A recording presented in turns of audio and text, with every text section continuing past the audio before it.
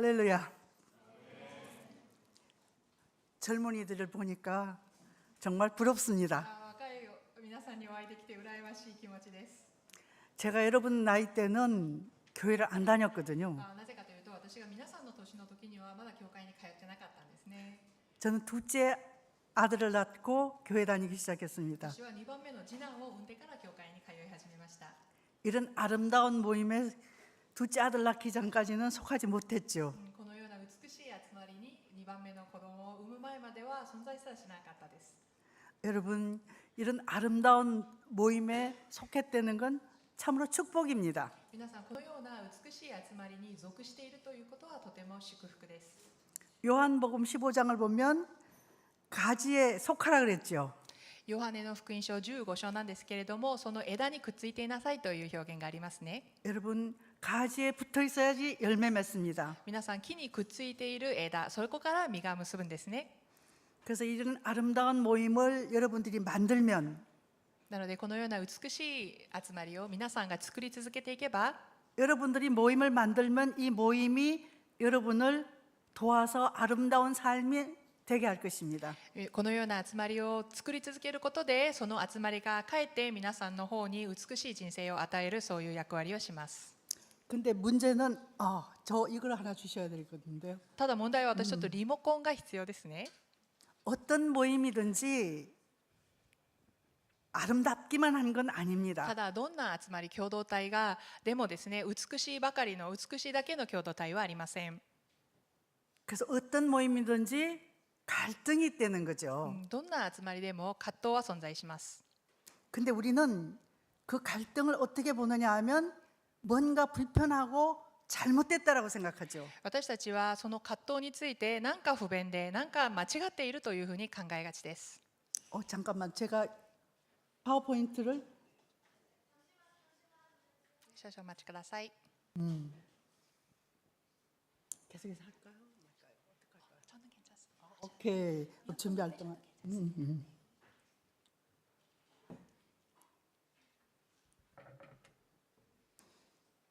갈등이 생기면 우리는 불편하고 잘못 만났다라고 생각하죠. 葛藤が生じてしまえば、私たちは不平不満を漏らし、それからこれはとても間違った出会いだというふうに考えてしまいます。 그래서 여러분들은 여기 결혼한 분도 계신데 대부분 결혼 안 하신 분 같아요. この中には結婚している方もいらっしゃいますが、ほとんどは結婚してないですよね。 왜 결혼에 대한 얘기만 해도 얼굴이 창피하셔요? なんで結婚の話が出るとちょっと恥ずかしいですか？ 한국 사회는 큰 문제가 있습니다. 韓国の社会は今大きな問題を抱えています。 사비가 있다라고 얘기하죠. 4つのダメというのがあるらしいです。 연애하지 않고 4つをしないということなんですね。恋愛をしない、 결혼하지 않고 結婚をしない、 아기를 낳지 子 않고 供を産まない、 섹스하지 않고 そしてセックスをしない。 한국 청년들은 이런데 여러분들은 어떠셔요? 韓国の青年はそうなんですけれども、皆さんはどうでしょうか？ 오늘 우리가 본 성경 말씀을 보면 하나님이 우리에게 첫 번째 축복하실 말씀은 명령하신 말씀은 생육하고 번성하고입니다. 神様が私たちに与えてくださった御言葉は、今日私たちが読んだようにですね、産めよ、そしてその繁盛せよということです。 근데 많은 사람들이 관계를 맺는데 두려움이 있기 때문에 이 네 가지가 행해지지 않는 것 し 같습니다. かし最近の皆さんは関係に関する恐れというのが強すぎて、この4つをしなくなったと思います。 나는 이 네 가지 중에서 무엇을 두려워하나 스스로에게 한번 질문해 보셔요. 自分はこの4つの中で何を恐れているのかというのを自分を振り返ってよく考えてみてください。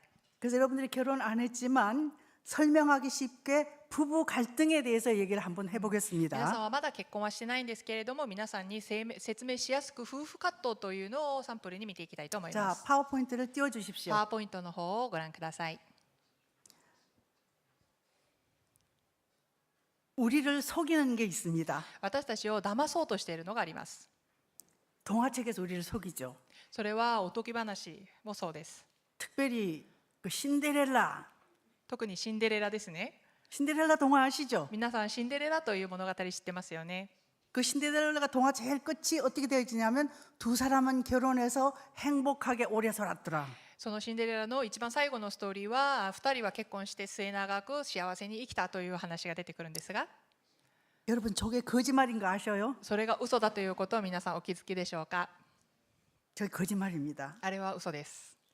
어떤 만남이든 어떤 아름다운 모임이든 반드시 갈등이 있습니다. どんな美しい出会いでもどんな美しい集まりでも必ず葛藤というのはつきものです。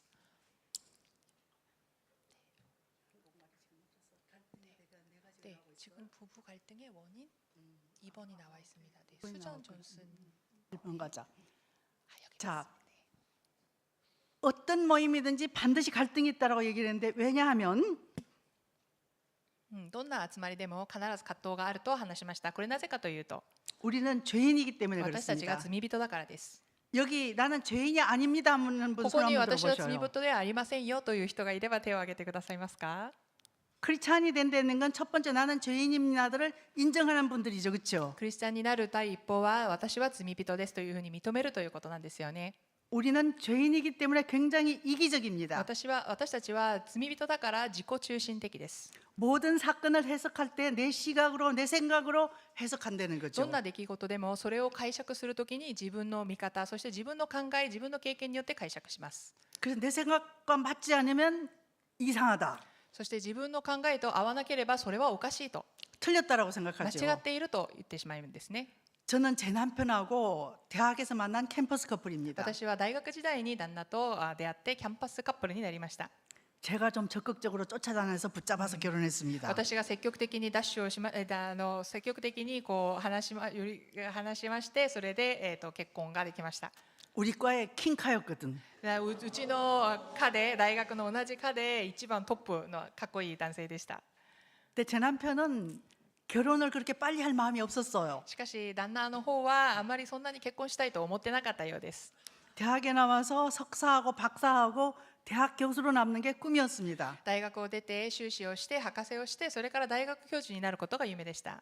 내가 하자 쫓아다니면서 결혼하자니까 そして私がつきまとって結婚しようと 결혼해줬죠. 誘い続けたので結婚してくれました。 자, 이 얘기를 왜 하느냐 하면 これはなぜ話すのでしょうか。 한 남자가 자기 가던 길을 포기하고 나를 택해줬던 건 굉장히 저를 사랑했다는 거겠죠, 그렇죠? 一人の男が自分がやろうとする目標があったのにそれを諦めて私と結婚してくれたというのは私を愛したからなんですよね。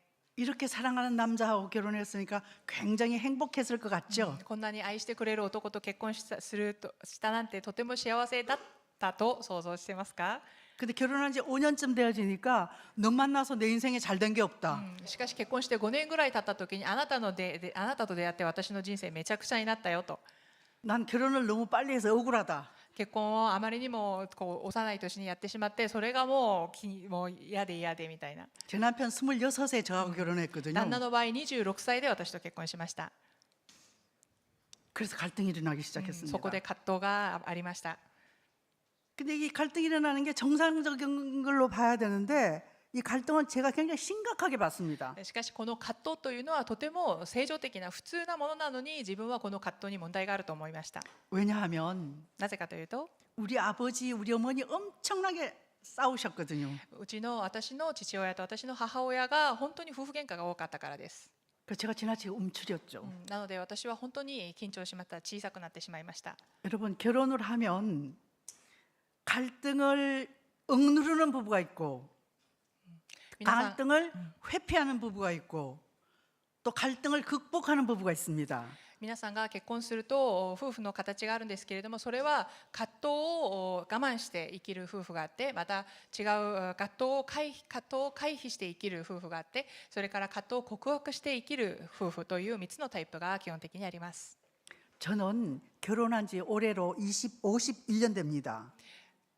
51년이요? 51년. 私は結婚して51年目になります。今年です。 그 70대 후반 할머니입니다. 私実は70歳後半のおばあちゃんですから、 그러니까 우리 나이 때는 갈등을 억누르고 삽니다. なのでこの年の夫婦というのは一般的にその葛藤があってもそれを我慢して隠して抑えていきます。 근데 우리 며느리 여러분보다 조금 많은 우리 며느리 되는 보면 어떠냐 하면 しかし私 갈등이 없는 척하고 살아요. しかし私の息子の 회피하고 年 살아요. なんですね。この年の夫婦はですね、葛藤を知らんぷりしてないふりをしていきます。これを回避と言っている 어느 ので 날 す。 폭발해 버리죠. そしてある日爆発してしまいます。 근데 제가 예언의 은사는 없지만 정확하게 예언할 수 있는 게 딱 하나 있습니다. 実は私予言の賜物は持ってないんですが、いただいてないんですが、一つだけ正確に予言できる正確な予言が一つあります。 어떤 만남이든 반드시 갈등이 있다. どんな出会いでも必ず葛藤はつきものだということです。 죽을 만큼 사랑해도 갈등은 온다. 死ぬほど愛しても葛藤はある。 정확한 예언인 걸 받아들이셔요? これは少しも間違ってない予言なんですね。 그래서 부탁하는 게 있습니다. なので皆さんにお願いしたいことがあります。 여러분 갈등이 왔을 때 너무 놀라거나 부정적으로 보지 마십시오. 皆さん葛藤が訪れた時にですね、あまりにも驚きすぎたり、そしてそれを否定的に思わないでください。 미국 시카고 대학에서 アメリカのシカゴ大学で 결혼한 15년 그 갈등 때문에 문제가 생긴 부부를 15년 동안 종단 연구를 했습니다. シカゴ大学でですね、結婚生活によって葛藤が生じた夫婦に対して結婚15年間調査をしました。 근데 처음 갈등이 생겼을 때 우리 잘못 만났나 보다라고 헤어진 사람은 다음 만남에서도 갈등 관계 사이클에 들어가 있더라는 거죠.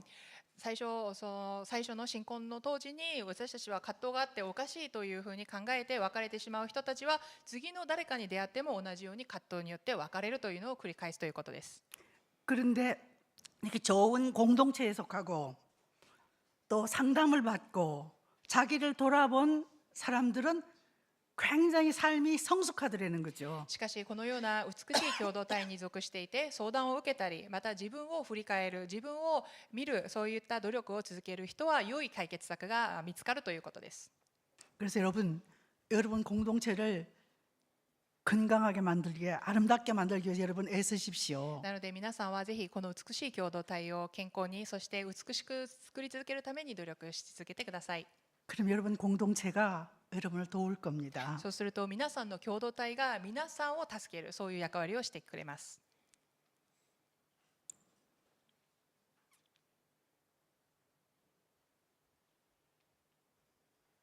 자, 갈등이 왜 일어나느냐 하면 여러분 관계를 사람은 여러분 이런 얘기 알죠? 아리스토텔레스가 한 유명한 얘기. 葛藤がなぜ起きるかについてなんですけれども皆さんアリストテレスご存知ですよね。 사람은 사회적인 동물이다. 人は社会的動物であるということです。 그 사회적인 동물이라는 건 관계를 맺으면서 살아야 된다는 こ 거죠. の社会的動物というのは関係を結びながら生きるということを意味します。 여러분 우리 기독교는 관계 종교입니다. 皆さんこのキリスト教は特に関係の宗教です。 불교는 혼자를 중요시하는 종교입니다. 例えば仏教は一人で自分一人でいることを大事にする宗教です。 우리는 구원을 이룬다라고 얘기하죠, 그렇죠? 관계를 통해서. 私たちは救いに預かるという言葉があるんですがこれも関係によるものですね。 불교에서는 득도한다 그럽니다. 仏教ではですね、どう悟るというふうに言いますね。 어떻게 득도를 하느냐 하면 どうやって悟るかというと 벽을 보고 혼자서 壁に向かって一人で 혼자서 한다는 거죠. 一人で修行するんですよね。 그래서 이게 다른 종교하고 다르게 기독교는 관계 종교라는 거죠. なので他の宗教とも違ってキリスト教というのは関係を大事にする宗教です。 하나님과의 관계, 이웃과의 관계. 神様との関係と隣人隣人との関係があります。 근데 이 관계를 맺는 이유가 뭐냐 하면 このように関係を結んでいく理由なんですが 내 욕구를 채우고 내가 또 소중히 여기는 사람의 욕구를 채워주는 것이 관계의 목적입니다. 自分の欲求を満たすその一方で自分が大事に思う相手の欲求を満たしてあげるというのが関係において大事な要素です。 그래서 그 수잔 존슨이라는 분이 이걸 연구를 했습니다. スージャン・ジョンスンという方がこれについて研究をしました。 왜 갈등이 일어날까? なんで葛藤が起きるんだろうか。 원인은 애착이라는 감정을 못 느껴서 그렇다는 原 거죠. 因は愛着という感情ということにもう原因があったということです。 부부 관계는 모든 사람들 관계 가장 친밀한 관계입니다. 夫婦関係というのは他の関係と比べて最も親密な関係が基本です。 아내는 남편에게 가장 소중한 사람이기를 원하죠. 妻は夫にとって一番大事な人になりたいということを望みますよね。 남편도 마찬가지겠죠. それは 그렇죠? 夫も同じでしょ 그래서 오늘날 상담학교에서 애착이라는 단어를 굉장히 많이 씁니다. う。そして最近ですね、本当に相談学校やいろんなその相談関係で愛着という言葉は大事なキーワードになっています。 근데 이 애착은 태어나서부터 죽을 때까지 애착이 필요합니다. そしてこの愛着というのは生まれたその瞬間から死ぬまで必要なものです。 어려서 부모와의 애착이 충분히 되었던 사람은 건강하게 다음 애착을 할 수 있다는 거죠. 生まれてから親と健康な愛着関係を築いた人は成長していくにつれどんどん健康な愛着関係を作り続けていくということです。 근데 저는 아버지와의 애착에 문제가 し 생겼습니다. かし私は父親との愛着に問題がありました。 우리 아버지하고 우리 어머니하고는 재혼하신 사이입니다. 私の父親とそして母親は再婚した人同士です。 우리 아버지가 6남매를 낳고 첫 번째 부인이 돌아가셨어요. 父親の方なんですけれども、1番目の奥さんが6人の子供を産んでそして亡くなりになりました。 우리 어머니는 첫 번 결혼해서 아기를 못 낳아서 쫓겨난 사람입니다. そしてお母さんの方なんですけれども、結婚をしたけれども子供が産めなくてそして離婚されました。 그러니까 우리 아버지는 깐난쟁이 6남매가 있는데 이제 아내가 돌아가셨으니까 애 못 낳는 우리 엄마를 데려오면 자기 자녀를 잘 키워주리라고 바랬죠. なので私のそのお父さんは子供が6人もいてしまうので、子供が産めない女性を連れてきて結婚したらこの6人をうまく育ててくれるというふうに思ったみたいですね。 근데 우리 엄마 우리 아버지 결혼한 지 1년 만에 내가 태어났습니다. しかし2人が結婚して1年目にして私が生まれました。 그래서 저는 아버지가 원했던 아이, 원하지 않는 아이. 私はお父さんにとっては望まれない子供 이게 だったん 제 ですね。 슬픔입니다. 소리가- 아버지로부터 거절받은 인생. それが私のアイデンティティになりました。お父さんから拒絶された誕生ですね。 그런데 우리 아버지는 삶이 굉장히 무책임하셨어요. しかし私のその父親はですね、本当に無責任な生活をしていました。 도박하시고 외도하시고 가정경제도 책임지지 않으셨어요. でギャンブルをしたりですね、浮気をしたり、そして家庭の経済の責任を持つということをしませんでした。 그러니까 저는 아버지로부터 거절받았죠. 그다음에 우리 아버지가 건강한 삶을 살지 않았기 때문에 제가 세상에 있는 남성들을 바라보는 시각이 어땠게요? なので私は生まれつき拒絶された気持ちを持っていましたし、また父親がちゃんと家族をケアしてなかった、健康な家庭を築いてくれなかったこと、そういったことによって私は男性を見る見方というのが歪みました。 그렇죠. 남성을 바라보는 시각이 부정적이었겠죠. とても男性を考える目が否定的だったんですね。 그래서 제가 우리과 킹카인 제 남편을 골라 잡은 건 なので私がうちの家で一番かっこよかったうちの旦那を選んだ理由は 이기적으로 自己中心的に 내가 아버지로부터 못 받은 사랑을 남편으로부터 받기를 원했다는 거죠. お父さんからもらえなかったその愛を旦那からもらいたかったんですね。 거기다가 어느 날 제 남자친구가 제 남편 될 그 사람이 남자친구였을 때 뭐라 그러냐면 내가 너한테 친구도 돼주고 애인도 돼주고 오빠도 돼주고 아빠도 되어줄게. 이렇게 얘기합니다. そしてあの時あの男はこのようなことを言いました。私はあなたの友達になってあげるし、また恋人にもなってあげるし、お兄ちゃんにもなってあげるし、お父さんのような存在になってあげようと。 이 네 가지 중에 제가 어느 게 제일 마음에 こ 들었게요? の4つの中で何が一番私の気に入ったのでしょうか。 그쵸, 아빠죠, そう 그쵸. ですよね、お父さんになってあげる。 그런데 어느 날 제 남편이 결혼한 지 5년쯤 지나니까 저를 막 흔들면서 あと 내가 네 아빠냐? 結婚して5年ぐらい経った時に私の旦那が私のことをゆすりながら言いました。私はあなたのお父さんじゃないよと。 너 네 아빠한테 못 받은 사랑을 가지고 나를 왜 이렇게 들들 볶냐? あなたのお父さんからもらえなかった愛をそれを理由にしてなんで私をいじめてるのと。 그래서 여러분 제가 이 얘기를 왜 하느냐 하면 여러분 부모님하고 관계가 정립되어지지 않으면 남자들은 또 아내에게 엄마이기를 원해요. そのように、皆さんのその親子関係というのがですね、きちんときれいになってないといけません。それができてなければ、また男性の場合は女性に対してお母さんになってくれることを求めたりします。 아내는 남자친구가 아빠이길 원하겠죠, 그렇죠? そして女性の方は自分の彼が恋人がお父さんであることを望みますね。 그래서 여러분 아버지와의 관계, 엄마와의 관계의 문제를 해결하셔야만이 다음 애착이 건강해집니다. そしてなのでですね、皆さんがぜひお父さんとお母さんとの関係をきれいに整えることで次の関係というのにスムースに進めるようになります。 그래서 저는 우리 부부 갈등의 90%는 제 남편에게 문제가 있다고 생각했습니다. なので私は実は私たちの夫婦の葛藤の 90% の責任は旦那にあると思ったんですが、 근데 제가 전공을 바꿔서 상담 심리학을 하면서 와, 나한테 70% 이상의 문제가 있다는 걸 발견했다는 しか 거죠. し私が専攻を変えまして相談心理学というのを学ぶようになってからは 70% 以上の問題が実は私にあったということに気づきました。 여러분, 변화의 시작은 皆さん、変化の第一歩は 내가 왜 그럴까? なんで私はこうなんだろうか。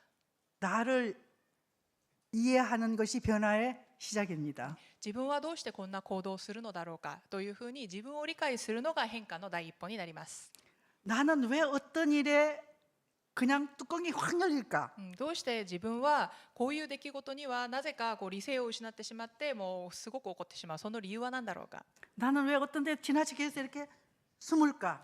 どんな時に自分はこんなに縮こまって小さくなってしまうのだろうか。 거기는 문제가 있다는 거죠. そこに問題があります。 그래서 그 문제가 무엇인지 찾아내서 하나님께 드리십시오. そしてその問題がどんな問題か、それを見つけ出してぜひ神様にあげてください。 그것이 여러분이 행복해지는 첫 번째 걸음입니다. それが皆さんが幸せになる第一歩になります。 그다음 두 번째는 자, 파워포인트 띄워 주십시오. それからパワーポイントを見てみましょ 자, 가트만 박사가 한 얘기입니다. う。そしてゴットマン博士がこのように言います。 싸움에 일어나는 건 그 말의 내용이 아니고 태도라는 거죠. 夫婦が喧嘩をする、喧嘩が起きるのはその言葉の内容が大事なのではなく態度が大事なんだと。 저는 오늘 제 남편이 1부, 2부, 3부 설교했는데 혹시 1부, 2부, 3부 중에 들은 분 계셔요? 계시면 손 한번 들어보실래요? はい、キム長老が1、2部、3部で御言葉をメッセージを伝えたんですけれども、それを聞いた人この中にいますか？手を挙げてもらえますか？ 들어보니까 우리 김 장로가 얘기한 스타일하고 제가 얘기한 스타일이 다르죠. 聞いてみたらどうでしょうか。キム長老が話したその喋り方と私の話し方というのは違いますよね。 우리 김 장로는 설명을 길게 쭉 합니다. キム長老はとても説明が長いです。 요걸 사건적으로 얘기한다고 하죠. これを事件的に話すということにいう言い方があるんですが、 저는 말이 단문이죠. 私は短いですよね、文章が。 이렇게 얘기하는 스타일을 직감적으로 얘기한다 この 그럽니다. ような言い方を直感的な言い方と言います。 근데 직감적으로 얘기하는 제게 제 남편이 많이 했던 얘기가 있습니다. このように直感的に話す私に対して旦那がこのように言ったことがあります。 너 왜 이렇게 네 주장이 강해? なんであなたは自分の主張をそんなに強く言うんだよ。 너 왜 그렇게 잘난 척해? なんでそんなに正しいふりをするんだよ。 저는 아버지가 무서운 분이었기 때문에 남자들을 약간 무서워하는 성향이 있습니다. 私は自分の父親が怖い人だったので男性に対して少し怖い気持ちを持っています。 그래서 남편 눈치를 엄청 봅니다. なのでかなり旦那の顔色を伺うんですね。 내가 이렇게 조심하는데 나보고 왜 잘난 척한다 그러지 이해가 안 됐습니다. なんで自分はこんなに気をつけて謙遜にやっているのにどうして私にそんな偉いふりをするみたいなことを言ってくるのかが分かりませんでした。 공부를 해서 제가 그 원인을 찾아냈다는 거 そ 아닙니까? して勉強してその原因を見つけることになりました。 이 직감적인 사람은 사건적인 사람이 얘기하면 얘기를 다 안 해도 알 것 같아요. 直感的な人はですね、この事件的な喋り方をする人がその内容を全部言わなくてもそれが何を意味するかを直感的に分かってしまうんですね。 그래서 사건적인 사람이 쭉 길게 설명하면 지루합니다. なのでこの事件的な喋り方をしている人が少し長く喋ってしまうともう飽きてしまいます。 그러니까 제가 제 남편이 다 얘기하기 전에 중간에 푹 끼어든다는 な 거죠. ので旦那が長い説明を終える前にですね、途中で自分が切って入ります。 그래서 이것이 원인이 돼서 これが原因となりまして、 저희가 부부가 갈등이 심해져서 어디까지 갔느냐 하면 이혼 서류를 꾸미는 데까지 갔습니다. そこで葛藤がですね生じて、そして深まりどこまで行ったかというと離婚書類を作成するまで行きます。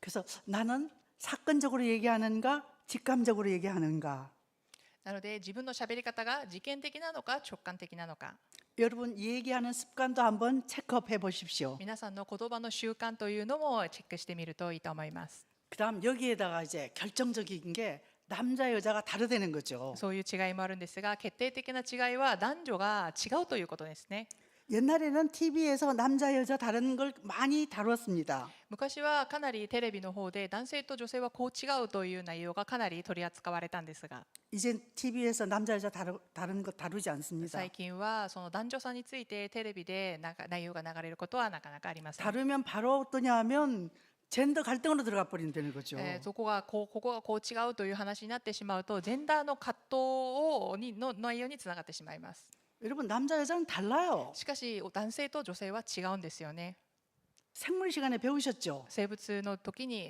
時間に習ったと思います 여성은 염색체가 XX고 染色体も女性は XX だし 남자는 XY잖아요. 男性は XY なんですよね 근데 X는 같죠, 그죠? X는. X は同じです 근데 여성 X와 남성 X 자체도 X가 같지 않다는 거죠. しかし記号では X が同じなんですけれども実際は女性の X と男性の X というのはその中身が違うらしいんですね 99%가 같답니다. 99%は同じ 그러니까 1%밖에 안 다르죠. 1% ぐらいの違いを含んでいます 1%니까 아주 적은 것 같죠. 1% というのはとても小さい数字のように思われますが 이 1%가 적은 게 아니라는 こ 거죠. の 1% が決して小さくないということです 침팬지의 X 염색체와 사람의 X 염색체가 얼마나 다르게요? チンパンジーも X 染色体を持っているんですけれども人の X 染色体とはとても違います 1.2%밖에 안 다르답니다. でもこれを数字で直すと 1.2% しか違いがないということです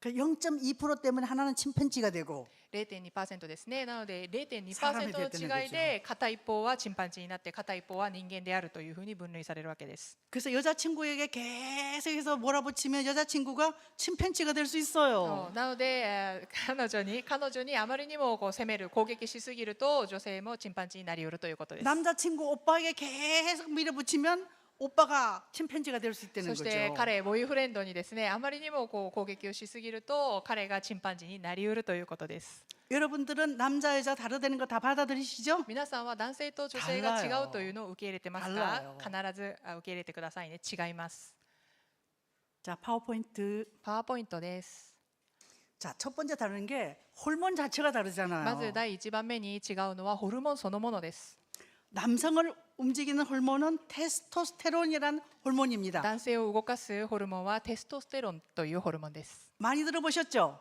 聞いたこといっぱいありますよね 근데 이 테스토스테론이라는 호르몬은 특징이 굉장히 공격적이고 성적입니다. でこのテストステロンというホルモンの特徴はとても攻撃的で性的です 그래서 옆에 있는 오빠들이 굉장히 성적이에요. 意外と隣に座っている兄弟が性的かもしれません 근데 이 성적인 걸 부끄러워할 필요는 없습니다. しかしこの性的な側面を恥ずかしがる必要はありません 성이 있어야지 생육하고 こ 번성하지. の性というのは子供を産みそして家族を築くための基本となるものです 근데 문제는 어떠냐? 여성들이 이걸 이해를 못한다는 しかし 거죠. 女性がこれをあまり理解できないというのが問題です 일본은 어떤지 모르지만 한국은 이 문제가 심각합니다. 日本はちょっと分かんないんですけど韓国の方はこの問題がかなり深刻です 미국이라든지 영국은 남자아이들의 이 공격적이고 성적인 것을 해결시키기 위해서 뭘 하느냐 하면 학교에서 운동을 강하게 시킵니다. アメリカやイギリスの場合はこの男性の攻撃的かつ性的なホルモンを解決させるために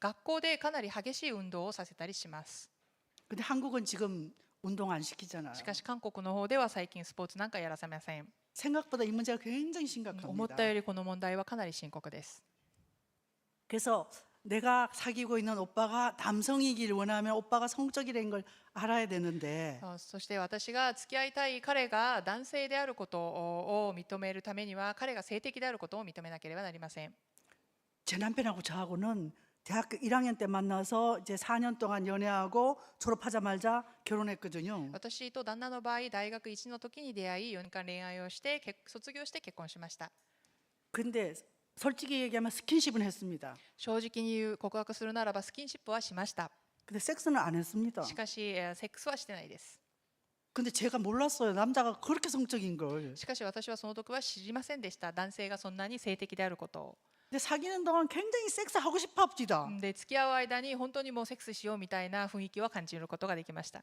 그래서 졸업하자마자 うん 결혼했지. それで卒業してすぐに結婚ということにゴールインしたんです。 난 그때 이거 몰랐는데도 あの時はこれが分からなかったんですけど、 우리 엄마가 결혼 반대했거든. お母さんが結婚反対したん 너무 ですが、 빨리 결혼한다고. あまりにも幼すぎると。 근데 어떻게 내가 졸업하자마자 참 하도 섹스하고 싶어 하니까 결혼해 줬다니까요. して卒業してあまりにも彼がセックスをしたがっていたので私は結婚してあげました。 여러분 남자 여자가 친밀해지려면 스킨십을 지나서 섹스까지 가야 됩니다. ね、男女が本当に親密さを感じるためにはスキンシップを超えてセックスまで行く必要があります。 근데 문제는 여러분 결혼 이외에 성은 하나님이 허락하지 않으십니다. しかし問題は神様は結婚以外の性というのを神様は認めてくださいません。 그래서 여러분 지금 사귀고 섹스하고 싶어서 죽겠으면 빨리 결혼하십시오. 皆さんがもし付き合う人がいてセックスがしたいというのであれば早く結婚してください。 오늘날 큰 문제는 이게 큰 문제입니다. 결혼이 너무 늦어지니까. 最近の大きな問題は結婚の年がどんどん遅くなるということです。 제 남편도 너무 빨리 결혼한 거 굉장히 그냥 후회했거든요. 私のその旦那の場合も結婚をあまりにも早くしたのでそれを後悔していましたけれども、 근데 우리 결혼해서 그 다음 해에 아들 낳습니다. そして結婚してその次の年に息子を産みました。 그래서 우리 큰아들이 지금 50입니다. なので長男が今50歳です。 다 독립했습니다. みんな独立しています。 둘째 아들도 독립했습니다. 2人目の次男も独立しました。 그러니까 50대 후반부터 우리는 아이들이 다 독립했기 때문에 마음껏 홀홀 날아서 우리 부부 둘 사람의 삶을 살 수 있다는 거죠. なので50代後半で息子の2人が成長して独立したので、その年からは50代後半からは夫婦だけの楽しい生活を過ごすことができました。 그래서 결혼을 너무 안 미뤘으면 좋겠습니다. なので結婚を遅めにするのは良くないと思います。 여러분 중에 독신의 은사가 있는 분 있으십니다. 바울 미나사도- 사도도 독신의 은사가 있었죠, 그렇죠? みの 독신의 은사가 없는 분은 빨리 결혼하셔요. はい、皆さんの中に独身の賜物をいただいた人もいると思います。使徒パウルも独身の賜物をいただいてますから、ただ皆さんにそれがなければ早く結婚してください。 그래서 저는 결혼해서 엄청나게 갈등이 있었지만 결혼 예찬론자입니다. なので結果として私は結婚して本当にいろんな葛藤を経験しながらも経験について賛成主義者です。 얘기하다 보니까 결혼하라고 막 닥달하는 것 같은데요. なんか結婚しろと小言を言っているようなんですが、 자, 거기에 비해서 여성들은 굉장히 관계 중심적입니다. それに対して女性たちはとても関係中心的ということです。 자, 그러다 보니까 어떤 문제가 생기느냐 하면 それでどんな問題が生じるかというと、この絵をちょっと見てみてくださいね。 둘이 지금 데이트하고 있죠. 2人がデートをしています。 여성은 뭘 생각하고 女 있어요? 性は何を考えているんですか？ 로맨스를 생각하고 있죠. ロマンチッ 하트. クなハートを考えています。 이제 옆에 있는 오빠는 뭘 생각하고 そして 있죠? 隣のお兄ちゃんは何を考えているんですか？ 저게 하트 뒤집어 놓은 게 아니고 히프죠, 히프. 그렇죠? ハートの逆さまではなくてヒップですよね、お尻ですよね。 그래서 이게 성을 바라보는 시각이 엄청나게 다릅니다. このように性に対する考え方というのは男女間でとても違いがあります。 여성들 같은 경우에는 사랑이 없는데 무슨 섹스냐. 女性の場合は愛がないのにセックスできない。 그래서 학자들은 이렇게 얘기를 な 합니다. ので学者たちはこのように言います。 여성들은 관계를 위해서 섹스를 허락한다고 얘기합니다. 女性は関係を築くためにセックスを許容するという。 내가 오빠하고 섹스하면 더 관계가 좋아지겠지. 여성은 이렇게 생각해요. この人とセックスをすると関係が良くなるだろうということを女性は考えます。 또 오빠가 원체 섹스하고 싶어서 안다라니까 そして男性の方があまりにも誘ってくるので 해주죠. やってあげるという。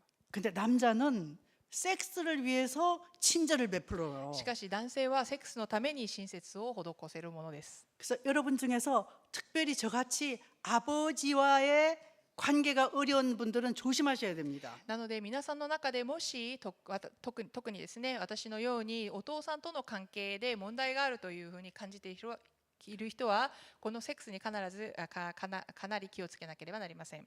미국에서 연구를 해봤더니 アメリカで研究が行われたんですが、 가출 소녀의 90%家を出た 집에 女の 있더라도 子の 가출 소녀 家を出た女の子の、90 90%. 90%、90%が 그다음에 미혼모가 된 70%는 아버지의 관계가 어려운 자매들이라는 そし 거죠. てシングルマザーですね、結婚しないで子供を産んだ人の 70% はお父さんとの関係が不健康であったということです。 아버지의 사랑, 아버지의 사랑과 어머니 사랑이 균형 잡히게 내 가슴 속에 있어야 되는데 아버지 사랑이 없으니까 허전하니까 빨리 몸을 허락해 버린다는 거죠. そのお父さんの愛とお母さんの愛というのがバランスよく自分の中に存在してないといけないんですけれども、片一方のお父さんの愛がないので、その分の寂しさを男性との肉体関係によって埋めようとしたわけなんですね。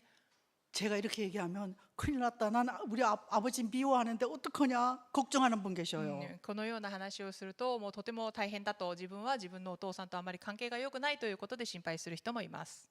걱정하지 마셔요. 心配しないでくださいね。 여러분에게는 영원한 아버지 되시는 예수님이 계시잖아요. 皆さんには永遠の父なる方、イエス様がいます。 예수님 바라보면서 나를 돌아보고 나아가면 극복할 수 있습니다. イエス様を見上げて、そして自分を振り返りながら進んでいけば克服することはできます。 자, 그런데 다음 또 영상 주십시오. 次の映像になります。 예. 자, 참 중요한 것은 아이덴티티죠. 정체성. また大事なことがですね、アイデンティティなんですね。 남성들은 아이덴티티를 성과를 가지고 목표를 가지고 자기를 표현하려고 합니다. 男性たちはその成果を持って、目標を持って自分を表現しようと考えています。 여성은 관계를 통해서. 女性は関係を通して。 그래서 저는 우리 부부는 서울 온누리교회에서 두란노에서 결혼 예비학교를 운영했거든요. 그 결혼 예비학교에 졸업한 신부가 1년쯤 지나면 우리를 찾아옵니다. 私たち夫婦がですね、ツラノの結婚予備学校というのをやっているんですけれども、その卒業して1年ぐらい経ったその花嫁さんがですね、私のところにやってきました。 권사님, 우리 오빠가 변했어요. 旦那が変わりましたと。 우리 오빠한테 속은 것 같아요. 夫に騙されたみたいです。 왜 그러냐 그랬더니 何があったのって聞いたら、 그렇게 자상하고 나를 챙기던 오빠가 결혼하고 나니까 쳐다보지도 않는데요. あれほどに優しくて、そして私をケアしてくれようとしていたその男がもう私のことを見向きもしませんと。 결혼하기 전에는 요만한 핸드백도 다 들어주잖아요. 結婚する前は本当にちっちゃい女性のバッグも全部持ってあげるんですよね。 결혼해서 애기 하나 낳았는데 애기는 안아줬는데 그냥 안 본다는 거죠. しかし結婚して子供を産んだら、その子供を見てくれても女性の方を、奥さんの方は見ないということです。 왜 오빠가 변했냐면 그때마다 우리 김성 팀장로가 하는 얘기가 있습니다. 오빠가 변한 게 아니고 오빠가 제정신 차렸다. どうしてこのうちの旦那はこんな風に変わったのでしょうかという質問をすると、旦那のキム・ソンムク長老がいつもこのように答えます。これは男が変わったんじゃなくて元に戻ったんだと。 오빠에게 결혼이 1차 목표거든요. 男にとっては結婚というのは第一次的な目標ですので、 그래서 결혼 1차 목표를 이루었기 때문에 오빠는 다음번에 어떠냐 하면 2차 목표를 위해서 갔다는 거죠. その結婚という目標が達成できたので、第一目標が達成できた男性はもうそれはおしまいということで、次の目標に向かっていくということです。 그 직장으로 가버렸다는 仕 거죠. 事ですね。 정신 차려서 돈 벌러. 会社に行きます。お金を稼ぐために。 제가 이제 어머니 학교를 하잖아요. 私は母の学校をやっていますが、 엄마들을 모아놓고 남편이 내 편 같으냐 남의 편 같으냐 그러면 엄마들이 뭐라 그러게요? お母さんたちを集めて、その旦那さんがあなたの味方をしてあげますか、それとも他の誰かの味方をしてあげますかというふうな質問をすると、皆さんどう答えるのでしょうか。 그러면 내 편이 아니고 남의 편이라 그러죠. もう絶対自分の味方ではないと。 여성들은 언제 오빠가 내 편이라고 생각하느냐 하면 어떤 일이 일어났을 때 나와 의논해 줬을 때 女性たちはどんな時にその旦那の方に対して自分の味方だと感じるかというと、何かの出来事が起きた時、それを女性と相談してくれる時だそうです。 젊은 오빠들이 흔히 하는 실수가 そして若い男の人がよくやるその失敗があるんですけれども、 내가 돈을 많이 벌어서 우리 아내를 기쁘게 해줘야지. お金をたくさん稼いで妻を喜ばせてあげようと。 주식 투자해가지고 망한 오빠들 それ 많잖아요. で株式に手を出し、それで潰れてしまう場合もかなりありますね。 근데 이게 망해도요 아내하고 의논한 오빠는 그 가정이 살아남습니다. しかし株式は落ちても奥さんと相談した人は家庭はなんとか守られます。 그래서 자매님들 거의 오빠들이 의논 안 하고 사고를 쳐요. しかしなぜかという姉妹たちのその旦那さんたちはなぜかというと相談をしないで事件を起こしてしまうんですよね。 그래서 오빠들은 돈 많이 벌라고 애쓰는 것도 아주 중요하죠. 남자가 되면 가게를 책임지는 게 맞죠. なので男性たちがお金を稼ごうとする努力はとても大事です。家のそのお父さんとして経済的に家を建てようとするのもとても大事ですね。 근데 그 돈 많이 버는 것보다 아내하고 얘기해 줬을 때 아내들은 사고 났을 때 여러분 남자보다 여자들이 훨씬 의리가 있어요. そしてしかしそのお金よりですね、何か事故があった時にもしその前に奥さんと相談をしていれば事故があった時に何か回復ができます。皆さんが思うより女性の方がかなり義理があるんです。 근데 그 의리는 의논해 줄 때 온다는 거죠. その義理というのは一緒に相談したところから生まれるんですね。 자, 지금 쭉 넘겨가지고 그러니까 사랑까지 넘겨주십시오. 파워포인트. 3までパワーポイントを進めますね。 쭉 갑시다. もう少し 갑시다. 쭉 가서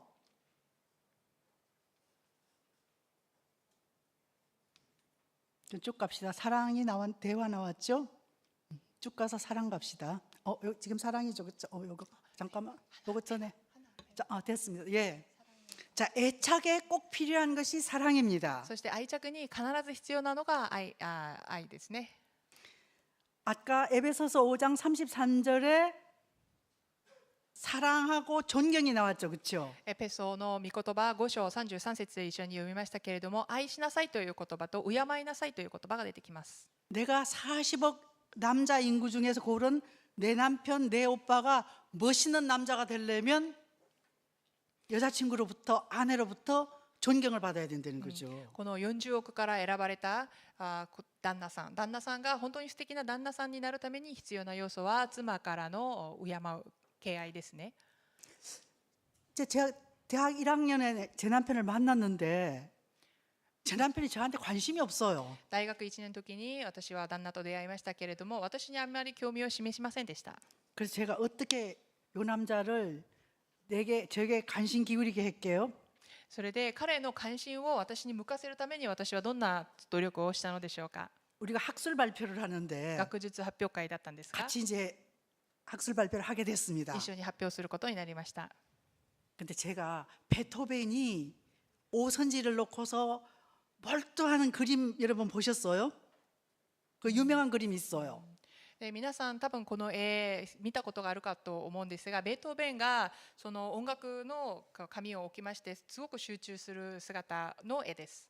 그 학술 대회 하는데 몰두하는 게 베토벤 같아 보이더라고요. 彼が学術大会のためにですね準備する過程でとても没頭している姿がまるでベートーベンのようでした。 제가 그래가지고 그 사람 노트 앞에다 그걸 딱 끼워놨다는 거 아닙니까? それで私は彼のノートの前に自分の首を持っていきました。 그때 누가 했느냐 찾더라고요. ボルキをのしょった。 그 베토벤 그림을. それですみません、ノートの方に首じゃなくてそのベートーベンの絵を彼のノートに入れました。 그때부터 저한테 관심을 기울이더라고요. そこから私に興味を示し始めました。 그래서 여기 중에서도 자매님들 마음에 드는 오빠가 있으면 ぜひこの中の皆さん気になるお兄ちゃんが気になる兄弟がいるなら 남자들은 자기를 인정해주는 사람에게 관심이 갑니다. 男の人は自分を認めてくれる女性に興味を持つことになるということですね。 그래서 성경에 있어서는 리스펙트 존경하라 그러는데 聖書の言葉ではリスペクト尊敬というふうに書いてあるんですが、 자매님들 존경하라는 단어가 어색하지 않나요? 尊敬という単語が姉妹たちにとってはちょっとなんか今日こう慣れ親しまない言葉のような 불편하죠. だと思います。なんか不便ですよね。 우리는 존경에 대해서 오해가 있습니다. 私たちはこの尊敬という言葉に対して誤解をしています。 존경하면 나는 낮아지고 무조건 상대편을 이렇게 높이는 걸 존경이라고 尊敬 생각합니다. というのは自分はとても小さくなり相手を高めればそれが尊敬だと思っています。 근데 놀랍게도요. 남자들은 인정해주고 칭찬해주고 격려해줬을 때しかし驚くべきことに男性たちは認めてあげて、そして褒めてあげて、そして励ましてあげた時に 존경받았다고 생각해요. 尊敬されたというふうに感じるということです。 우리 부부 갈등도 바로 여기에 있었습니다. 私たちの夫婦の葛藤もここにあ 우리 りました。 부부뿐만 아니라 세계에 있는 모든 남녀 관계가 이 존경과 러브라는 사이클이 무너졌기 때문에 この私たちの夫婦だけではなく、全世界のすべての男女関係において尊敬することと愛してあげるというこのサイクルが崩れてしまったために 갈등이 일어났다는 거죠. 葛藤が生じているわけです。 결혼을 하고 보니까 제 남편이 굉장히 비현실적입니다. 結婚をしてから気づいたんですけれども、うちの旦那がちょっと非現実的でした。 그래서 제가 충고하고 조언밖에 안 했습니다. なので私がアドバイスしてあげた、それぐらいです。 그랬더니 골치 아픈 여자라고 안 산다 그럽니다. そしたら頭の痛い女が来たなと。 그래서 제가 많은 여성들에게 남편을 인정하고 격려하고 칭찬하라고 그러면서도 실질적으로 어떻게 해야 되는지를 잘 몰랐습니다. なので私はたくさんの女性たちにですね、旦那を認めてあげなさい、そして褒めてあげなさい、その励ましてあげなさいと言いながらも、実際それをどうすればいいか分かりませんでした。 저는 저를 해석해 보니까 저는 지식은 많은 여자예요. 私が自分を振り返ってみますと、私は知識が多い女性です。 문제는 지혜가 없다는 거죠. 問題は知恵がないというところでした。 여러분 지식하고 지혜는 달라요. 皆さん、知恵と知識は違うものなんですよね。 지식을 가지고 계속해서 휘두르면 칼이 되어집니다. その知識だけをですね、突き続けると、それは武器になってしまいます。 지식이 지혜가 되어져야 되죠. 知識が知恵となって伝わらないといけません。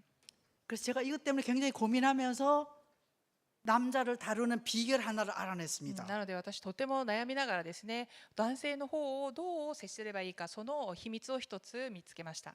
자매님들 남자들은 잘 놀라는 여자를 좋아해요. その男性の方はよく驚く女性の方が好きだということです。 그래서 어느 날 제가 이걸 적용해 봤습니다. なので私がある日これを実践してみました。 저는 손이 시원찮아서 참기름병을 잘 못 답니다. 私はあんまり手に力が入らないタイプで、この油のこう瓶を開けることもちょっとできないです。 그래서 내가 억지로 따서 만들어줬는데 맛있게 안 먹는다고 나 막 성질냈거든. で頑張ってですね、こう瓶を開けてその料理を作ってあげたのに美味しくないということでした。 이게 미련한 짓이라니까요. そういうことを相手に突き進めることはあまり良くないことです。 그래서 제가 참기름병을 들고서 우리 김장로 서재로 갔지. つまり私はオイルの瓶を持ってキムチョーロのいるところに行きました。 자기야 이거 좀 따주라. もうこれ開けてくださいみたいな。 뚝 따서 제가 어떻게 할게요?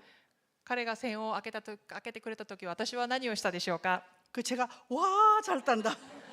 うわーとリアクションしました。 그 들고 부엌으로 가면서 난 역시 자기가 있어야 돼. そしてその瓶を持ってキッチンの方に歩きながら、私にはやっぱりあなたが必要よと言いました。 그래서 조금 있다가 김장로가 컴퓨터 다 듣고 부엌으로 와서 여보 뭐 더 따줄 거 없어? それでキム長老がですね、自分の仕事を終えてから私のところに来て、何かもっと開けるものはないのと。 바로 이건데 それですね。 저하고 같이 일하는 간사 남자 간사가 있는데 私と一緒に働いている幹事の一人が男性なんですけれども、 그 남자 간사에게 창고에 가서 책 한 권 가져오라 그러면 얘가 얼마나 천천히 갔다 오는지 その人に頼みます。倉庫に行って本を一冊持ってきなさい。そうするととても時間がかかってしまいます。 그래서 하도 속 터져서 잘라버리고 싶었어요. もう 아주. それでもう首にしたいたいほど呪い人でした。 근데 어느 날 제가 작전을 바꿨죠. そして私がある日作戦を変えました。 천천히 갖고 왔는데 제가 어떠냐 하면 어머나 준호야 어떻게 이렇게 빨리 갔다 왔어? ゆっくり戻ってきたのに、純ハさんなんでこんなに早く来れたんだよみたいな。 그 다음에 제가 뭐 갖고 오라면 빨리 갖고 온다 안 갖고 온다. それから私が頼むと行動がどうなりますか。 이게 남자를 움직이는 こ 비결이었던 れが 거죠. 男性を動かす秘訣です。 그래서 시간이 다 돼서 もう時間になってしまったので、 여러분 저는 남편하고 관계에서 굉장히 어려움이 많았지만 결혼 예찬론자입니다. 皆さん、私は旦那との関係で、結婚関係においてたくさんの葛藤を経験したけれども、私は結婚を称賛します。お勧めします。 너무 결혼을 두려워하지 마십시오. 結婚をあんまり恐れないでください。 반드시 갈등은 옵니다. 必ず葛藤はつきものです。 근데 그 갈등을 잘 다루면 しかしその葛藤をうまく取り扱うことで、 제 남편과 그런 어려운 시기가 없었다면 오늘날 저는 없습니다. 私はきっと思うに、旦那とそういう厳しい苦しい時期がなければ今の私もないと思っています。 이제 70대 후반에 제2의 신혼이 왔습니다. そして70代後半にですね、第2の新婚というのが訪れました。 그래서 여러분 사랑하는 사람 생기면 결혼 너무 늦추지 마시고요. 愛する人がいればあまり結婚をためらわないでください。 얼른 결혼하십시오. そして早く結婚してください。 결혼이 축복이 임할지어다. 結婚の祝福を祝福します。